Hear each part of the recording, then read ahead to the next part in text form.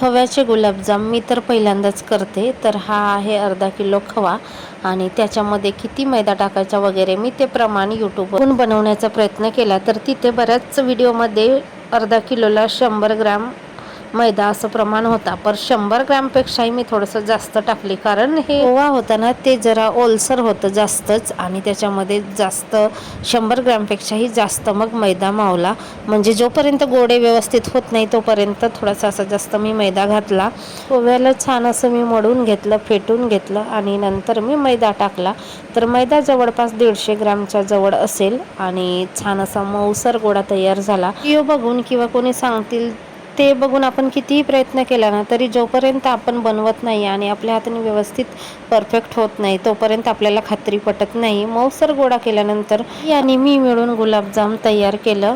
त्यानंतर कढई ठेवली चुलीवरती, कारण वेळेवर गॅसच गेला होता आमचा। नंतर माझी वहिनी मोठी ती गोडे बनवायला लागली आणि मी गुलाबजाम तळून काढले। पण नाही, इकडे व्यवस्थित अंधार नाही आहे त्याच्यामुळे असा डार्क कलर आला होता गुलाबजामचा।